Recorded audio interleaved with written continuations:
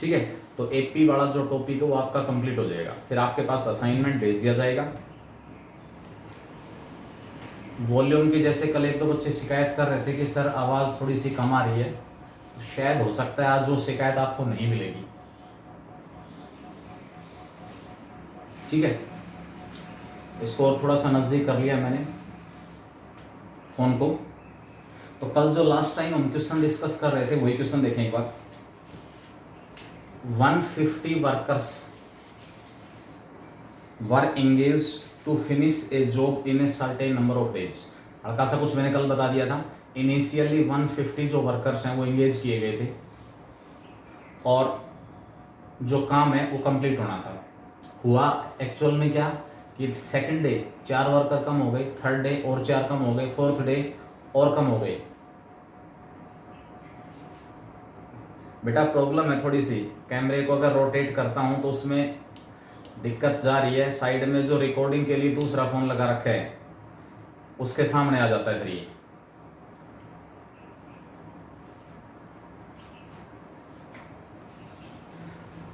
Late इसमें पूछ रहा है कि काम जो है वो कितने समय में पूरा हुआ। अगर रोजाना 4-4 वर्कर घटते गए, रोजाना 4-4 वर्कर अगर घटते गए तो ये कह रहा है it took 8 days more to finish the work. Find the number of days in which the work was completed. हकीकत क्या है कि रोजाना 150 ने काम नहीं किया।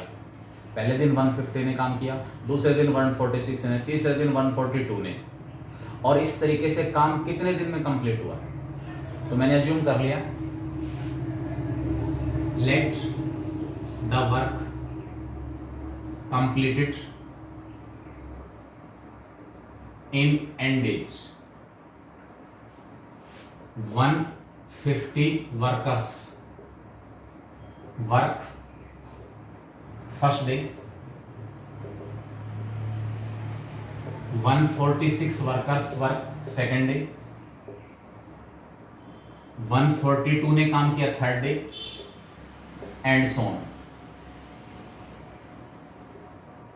And so on. Therefore,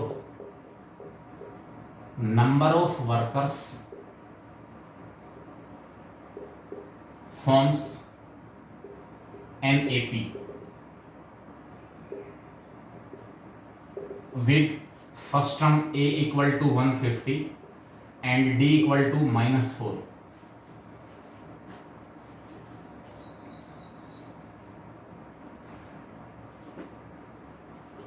बेटा थोड़ी सी अगर इतना बड़ा लिखने लग गए तो इसके ऊपर 4 ही बात लिख पाएंगे, बार बार इसको डिलीट ही करते रहेंगे। चलो मैं कोशिश करूंगा थोड़ा सा बड़ा लिखने की, ठीक है। अब ये कह रहा है कि वर्क जो कंप्लीट हुआ वो n डेज में कंप्लीट हुआ, ठीक है, n डेज। इसका मतलब total number of workers used और consumed, total number of workers used or consumed, it is equal to sum of n terms of above AP.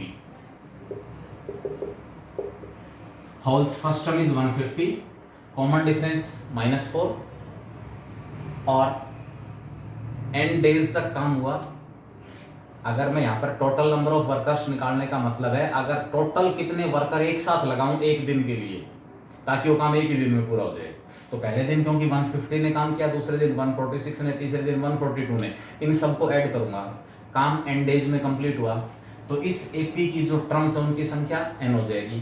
तो इस AP की n टर्म्स का sum n/2, 2 × 150 plus n-1, D की value -4 आ गई। ये हमारे पास है total number of workers, total number of workers, और it is equal to 150 × n-8।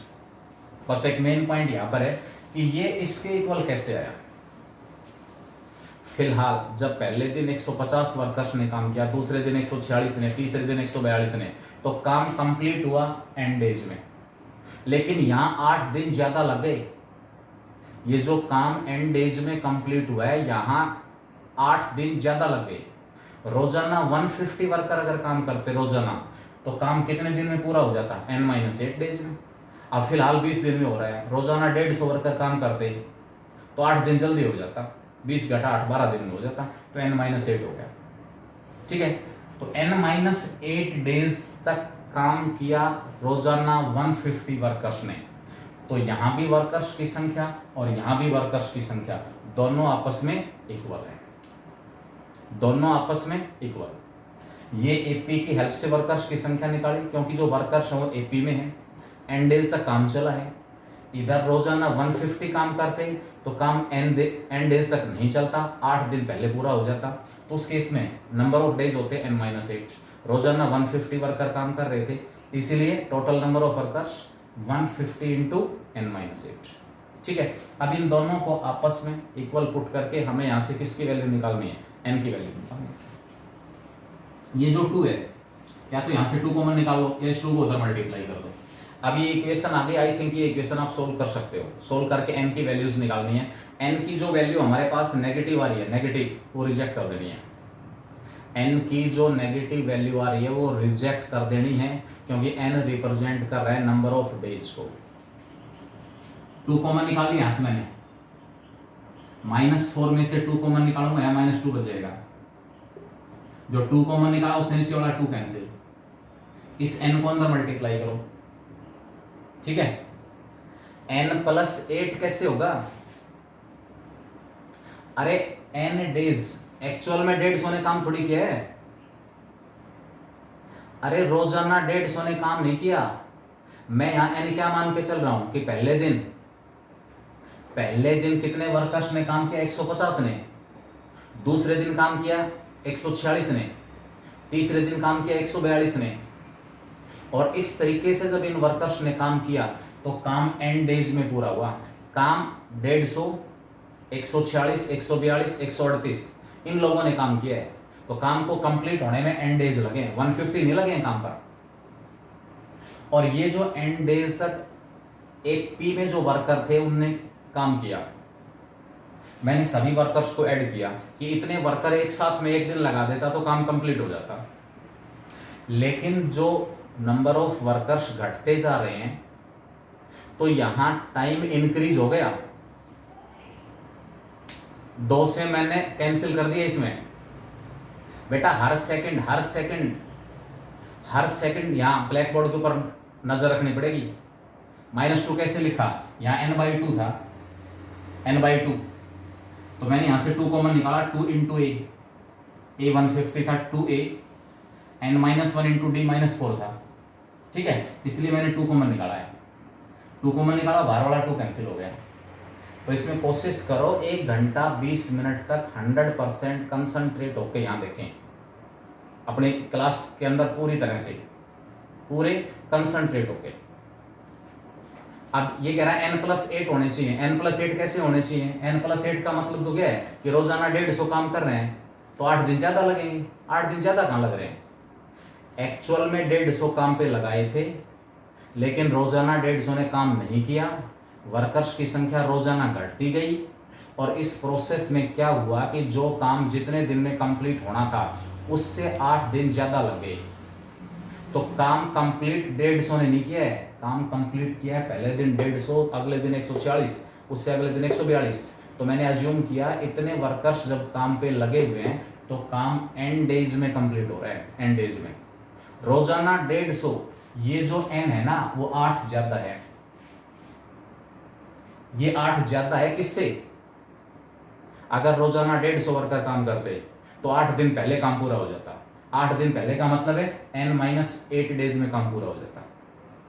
अब इसको सिंप्लीफाई करके सिंपली आपको इसके अंदर क्या करना है, जस्ट हमें n की वैल्यू निकालनी है। निकाल सकते हैं, n को मल्टीप्लाई करूंगा 150n, n को इसके साथ मल्टीप्लाई किया -2n, ये -2 इंटू n और साथ में n-1 इक्वल टू 150 को n से 150n और 150 को -8 से -1200। 158n दोनों साइड से कैंसिल हो गया, माइनस का 2n स्क्वायर प्लस का 2n,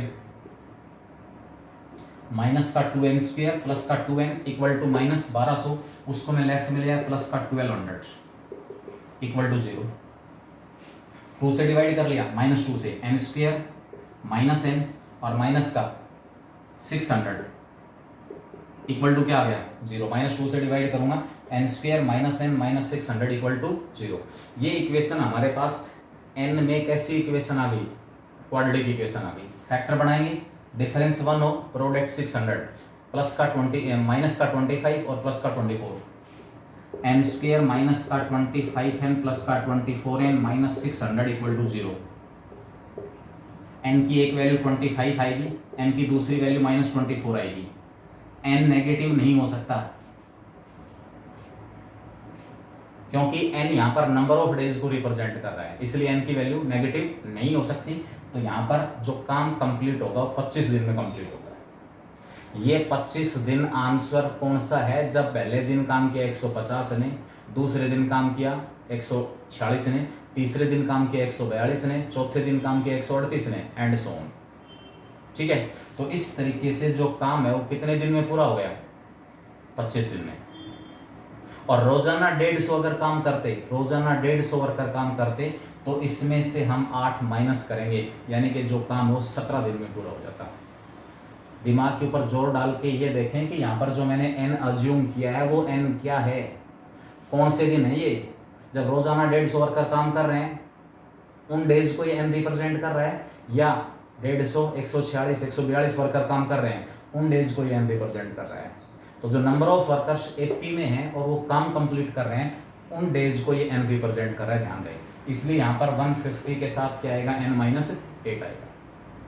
ठीक है, तो ये केस हमारे पास आ जाएगा। अगर यहाँ केस होता कि रोजाना अगर 150 काम करते, रोजाना अगर 150 वर्कर काम करते रोजाना, तो काम 150 वर्कर्स इंगेज हैं, रोजाना काम कर रहे हैं, और डेज कितने दिन में काम कंप्लीट हो रहा है, एंड डेज में सपोज। तो अब ये जो वर्कर्स एपी में है ना, एपी में ये इस काम को कंप्लीट करने में n+8 डेज लेंगे। बस अब ये बात सफिशिएंट है मेरे हिसाब से। मैंने यहाँ n क्या अज्यूम किया कि रोजाना 150 वर्कर काम कर रहे हैं, तो काम n डेज में कंप्लीट हो जाएगा। लेकिन रोजाना 150 ने काम नहीं किया, वर्कर्स की संख्या एपी में डिक्रीज होती जा रही है, तो काम कंप्लीट होने में 8 दिन ज़्यादा समय लगा। 8 दिन ज़्यादा समय तो पहले n डेज में हो रहा था, अब n+8 में।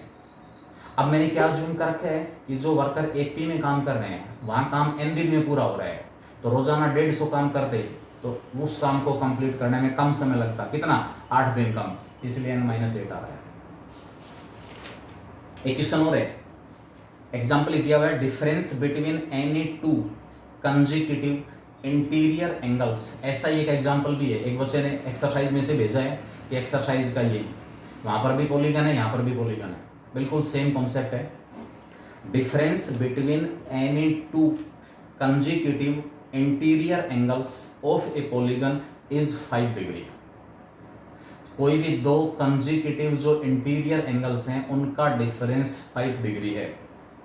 If the smaller angle is 120, सबसे छोटा जो एंगल उस पॉलीगन का वो 120 है, इंटीरियर एंगल्स की बात हो रही है। Find the number of sides of the polygon.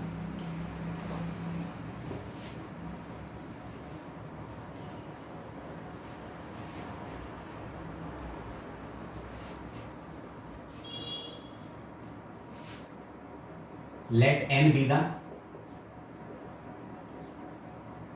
number of sides of the polygon.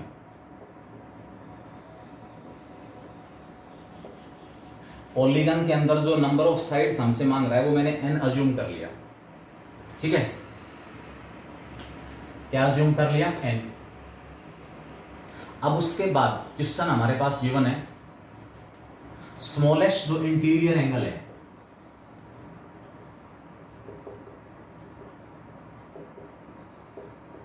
Smallest interior angle equal to दिया हुआ 120, सबसे छोटा। नेक्स्ट इंटीरियर, इसका जो कंसेक्यूटिव है, नेक्स्ट कंसेक्यूटिव इंटीरियर एंगल, ये हो गया 125। उससे अगला 130 एंड सो ऑन। हमारे पास जो प्रॉपर्टी होती है किसी भी पॉलीगन के जो एक्सटीरियर एंगल है ना, एक्सटीरियर एंगल, उनका सम हमेशा 360 होता है। पॉलीगन के अंदर जो सारे एक्सटीरियर एंगल्स हैं उनका सम आपको हमेशा 360 मिलेगा। ये पॉलीगन दी हुई है, इंटीरियर एंगल है, इसका एक्सटीरियर ये हो गया, ये हमारे पास इंटीरियर है, एक्सटीरियर ये हो गया, यहाँ इंटीरियर है, एक्सटीरियर ये हो जाएगा, दिस इंटीरियर ये एक्सटीरियर होगा एंड सो ऑन। तो कोई भी पॉलीगन आपके पास है उसके सभी एक्सटीरियर जो एंगल्स हैं उनका सम हमेशा 360 आता है। Sum of all exterior angles of a polygon is always equal to 360। तो मेरे पास तो इंटीरियर एंगल एपी बना रहे हैं, मैं एक्सटीरियर एंगल और चेक करूंगा, इन दोनों एंगल्स का सम कितना है 180। तो इंटीरियर अगर 120 है तो एक्सटीरियर क्या हुआ 60।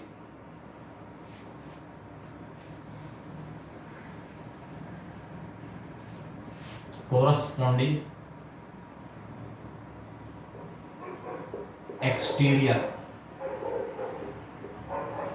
एंगल्स विल बी 180 में से 120 माइनस किया 60, 180 में से 125 माइनस किया 55, 130 माइनस किया 50 and so on. These exterior angles are also in AP. These exterior angles are in AP with first term A equal to 60 and D equal to -5। और angle होंगे कितने, संख्या जितनी साइड्स हैं। अगर पेंटागन है तो इंटीरियर एंगल 5 है, एक्सटीरियर भी 5 होंगे। पॉलीगन में साइड्स की संख्या n है, इंटीरियर एंगल n है, तो एक्सटीरियर भी कितने होंगे n। इसका मतलब क्या हुआ, also we know that in a polygon sum of all exterior angles is 360 degree.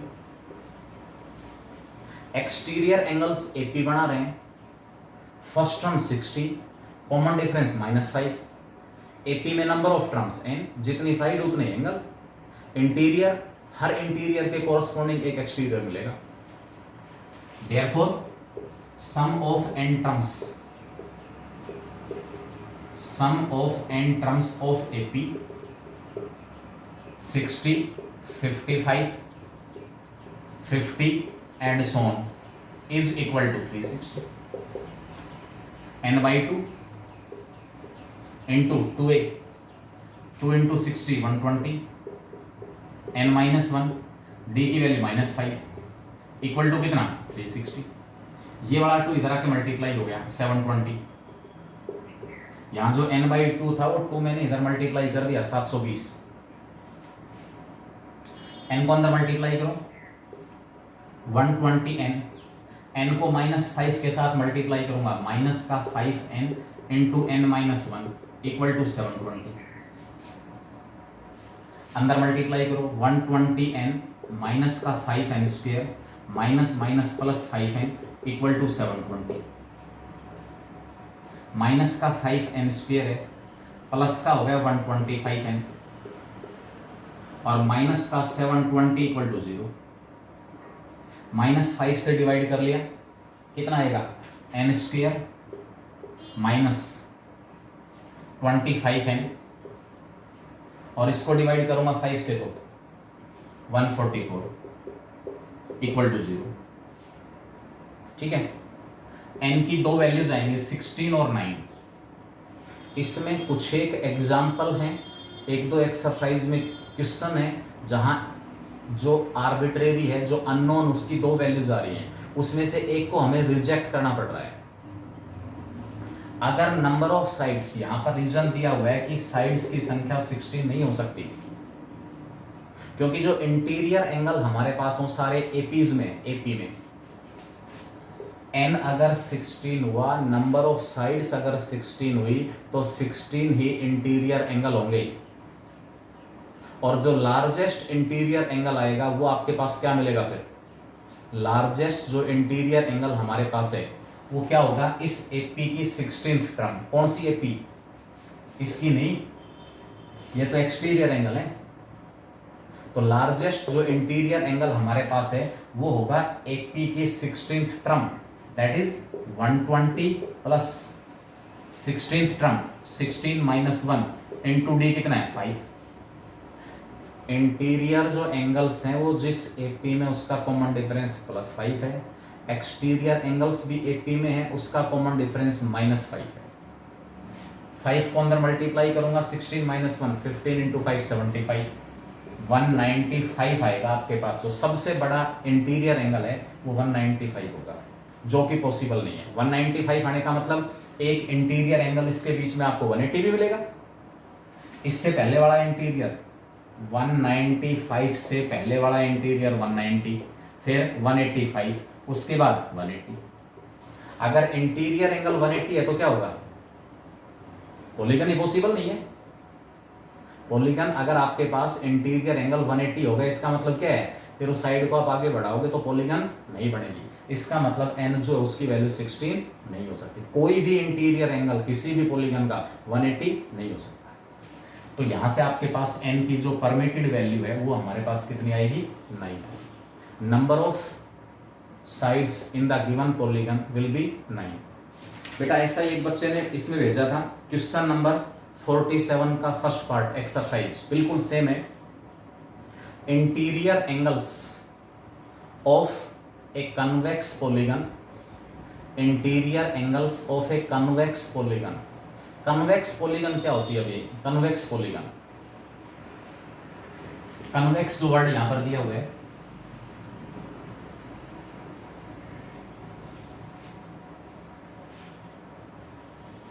कोई भी पॉलीगन हमारे पास है उसको हम कन्वेक्स पॉलीगन कहेंगे।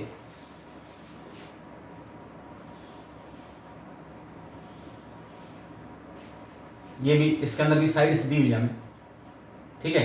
फिगर को देख के बता रहा हूं मैं, फिगर को देख के। पॉलीगन के इनसाइड आप कोई भी 2 पॉइंट लेके चलो, पॉलीगन के इनसाइड कोई भी 2 पॉइंट ले अंदर, उनको ज्वाइन करने से जो सेगमेंट आए वो सेगमेंट कंप्लीटली इसी पॉलीगन के इनसाइड हो, इंटीरियर में हो, ठीक है। तो वो पॉलीगन क्या कहलाएगी? कन्वेक्स। ये पॉलीगन कन्वेक्स नहीं है क्योंकि इसका ये जो हिस्सा यहां से लेकर यहां तक का वो इस पॉलीगन के इंटीरियर में नहीं आ रहा, ठीक है। तो इसका मतलब वही है कि हमारे पास जो एंगल्स हैं सारे के सारे, अब ये वाला एंगल यहां पर क्या हो गया? 180 से ज्यादा हो गया है। तो इंटीरियर एंगल, लेकिन 180 से ज्यादा है, ठीक है। तो एंगल की फॉर्म में डिफाइन करेंगे तो एंगल हमारे पास सारे के सारे इंटीरियर एंगल क्या मिलेंगे? 180 से छोटे। मैंने फिगर के रूप में आपको बता दिया कि कौन सी फिगर को आप कन्वेक्स पॉलीगन कहोगे। उस पॉलीगन के इंटीरियर में से आपने कोई भी 2 पॉइंट लिए, उनको ज्वाइन करने से एक लाइन सेगमेंट आया, वो सेगमेंट कंप्लीटली उस पॉलीगन के अंदर हो, उसका कोई भी हिस्सा, छोटे से छोटा हिस्सा इस पॉलीगन के बाहर ना जाने पाए, वो पॉलीगन हमारे पास क्या होगी? कन्वेक्स पॉलीगन, ठीक है। इन टर्म्स ऑफ एंगल सारे के सारे इंटीरियर एंगल 180 से छोटे। अब ये सेम क्वेश्चन है, interior angles of a convex polygon are in AP, smallest is 52, common difference is 8। बिल्कुल सेम अपने आप निकालेंगे, छोड़ रहा हूं इसको। एक इसमें 1-2 एग्जाम्पल और थे, 10th वाले एक गुड़िया ने भेजे थे।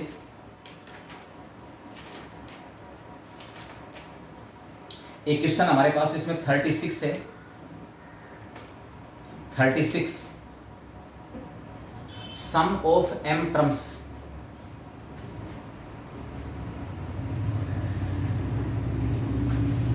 सम of m terms of an AP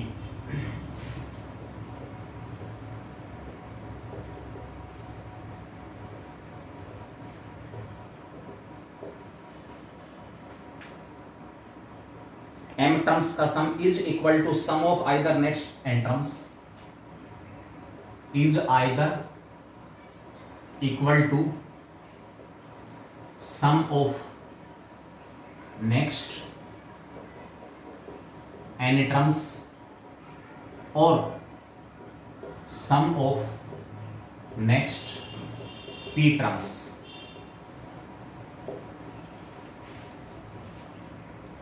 हमारे पास कोई भी एपी दी हुई है, उसकी जो m टर्म्स हैं उनका सम किसके इक्वल है, is either equal to sum of next n terms, m के बाद जो अगली n टर्म्स हैं उनके सम के इक्वल है। पहली m टर्म्स का सम अगली n टर्म्स के सम के इक्वल है, या फिर पहली m टर्म्स का जो सम है वो अगली p टर्म्स के सम के इक्वल है। पहली m टर्म्स का sum is equal to sum of next n terms और sum of next p terms. That is पहली m टर्म्स का सम sm हो गया। नेक्स्ट n टर्म्स का सम कैसे निकालो, नेक्स्ट n टर्म्स, पहली जो m प्लस n टर्म्स है, पहली m plus n terms, m plus n terms का जो सम है उसमें से आप पहली m टर्म्स का सम घटाओगे,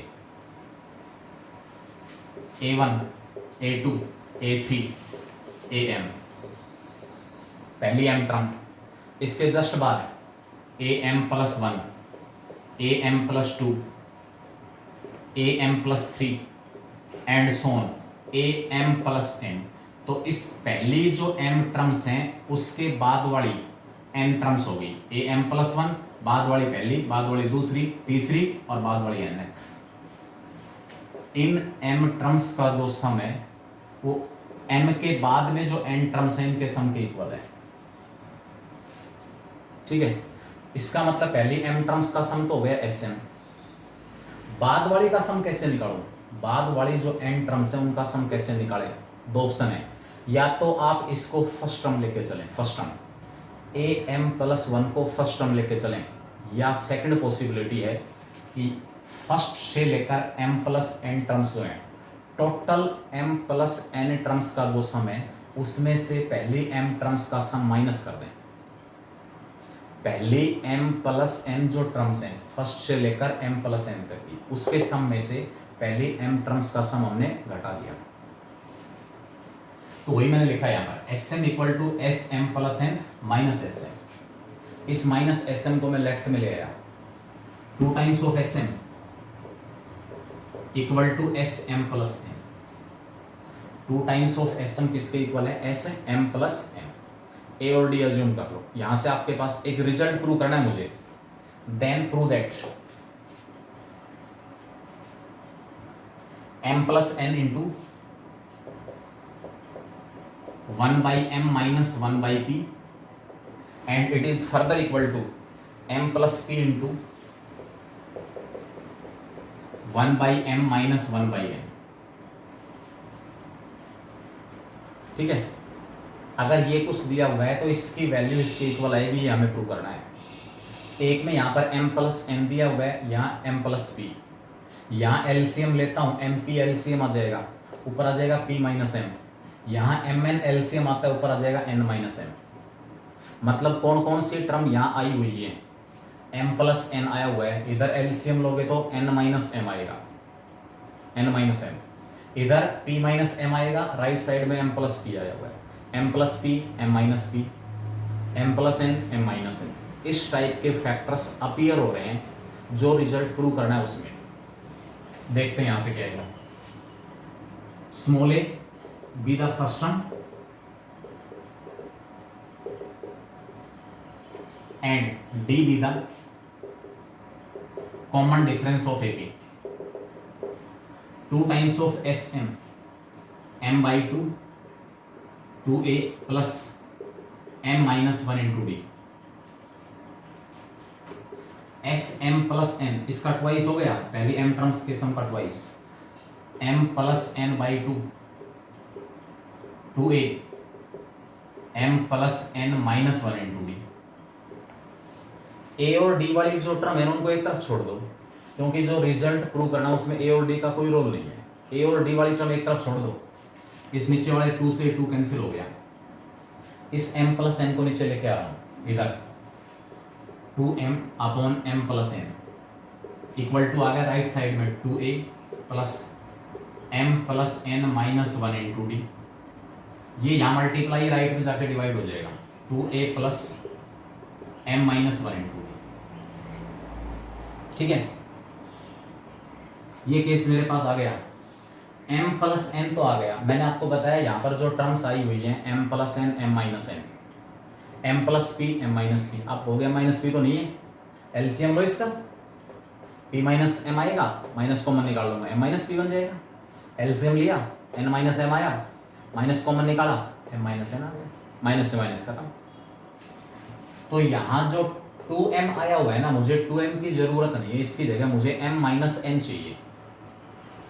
लेफ्ट हैंड साइड ये इसके इक्वल है, मैंने लेफ्ट हैंड साइड में से एक सबट्रैक्ट किया, राइट हैंड साइड में से एक सबट्रैक्ट किया, 2m upon m plus n minus 1 equal to 2a plus m plus n minus 1 into d, 2a plus m minus 1 into d, और इसमें से हमने एक माइनस कर दिया, इधर एलसीएम m प्लस n, ऊपर क्या आ जाएगा 2m माइनस n, इधर LCM 2a plus m minus 1 into d, ऊपर क्या बचेगा 2a plus m plus n minus 1 into d as it is, इसके अपॉन में 1 है, 1 से एलसीएम को डिवाइड करूंगा एज इट इज, तो माइनस का हो जाएगा 2a plus m minus 1 into D. ये नेगेटिव दोनों के साइन को चेंज करेगा, ये माइनस और ये भी माइनस, 2a से 2a कैंसिल, ऊपर क्या बचा, इसमें से और इसमें से दोनों में से डी कॉमन निकालो, यानी कि 2m में से m माइनस किया तो मेरे पास ऊपर बच गया m माइनस n अपॉन में m प्लस n, इसकी वैल्यू किसके इक्वल आई, ऊपर बचा यहां से और यहां से डी कॉमन निकाल लिया, ऊपर क्या बचेगा डी कॉमन निकालते m plus n minus 1, m plus n minus 1, यहां से डी कॉमन गया, नेगेटिव बाहर है, माइनस का m प्लस 1, माइनस m से प्लस n कैंसिल, माइनस 1 से प्लस 1 कैंसिल, और अपॉन में जो एलसीएम था value is 2a plus m minus 1 into d, ऊपर बच गया केवल d इंटू n बस, और सब कुछ कैंसिल। ये इस क्वेश्चन का फर्स्ट हाफ है, जब मैं क्या लेके चला हूं कि पहली m टर्म्स का जो सम है वो नेक्स्ट n टर्म्स के सम के इक्वल है। इसी प्रकार जब मैं पहली m टर्म्स का सम लेके चलूंगा equal to sum of next p terms, पहली m टर्म्स का सम ऑफ नेक्स्ट टर्म्स कितनी है p, तो m प्लस p हो गया। रिज्वाइन करना है बेटा, रिज्वाइन करना है, रोजाना कहने की जरूरत ना पड़े, 1 घंटा 20 मिनट हर हालत में क्लास चलेगी, ज्यादा हो सकता है, कम की गुंजाइश नहीं है। पहली m टर्म्स का जो सम है वो अगली p टर्म्स के सम के इक्वल है, तो अगली p टर्म्स का सम निकालने के लिए मैंने पहले m प्लस p टर्म्स का सम निकाला और इसमें से m टर्म्स का सम घटा दिया, माइनस का sm इधर आ जाएगा 2sm, इसमें और इसमें क्या रिलेशन है मैं सारे को फिर से सोल्व नहीं करके लेके आऊंगा। 2sm इधर भी था 2sm, यहां जो m प्लस n था उस n की जगह p आ गया, तो जो रिजल्ट मैंने प्रूव किया ना, ये रिजल्ट जब मैं लेके चलूंगा तो जहां कहीं n आया हुआ है उसकी जगह p आ जाएगा, बस सिमिलरली लिख देना, सिमिलरली n की जगह p आएगा, m माइनस p अपॉन में m plus p equal to इस n की जगह भी p आ जाएगा, p d अपॉन में 2a plus m minus 1 into D. ये फर्स्ट रिजल्ट है, ये सेकंड रिजल्ट है। कंपेयर करूंगा दोनों को, दोनों में राइट हैंड साइड में difference, denominator same 2a plus m minus 1 into D, यहाँ भी 2a plus m minus 1 into D, केवल यहाँ n आया हुआ है d के साथ, यहाँ p आया हुआ है, मैं इस n को भी लेफ्ट में ले आया 1/n, इस p को लेफ्ट में ले आया 1/p,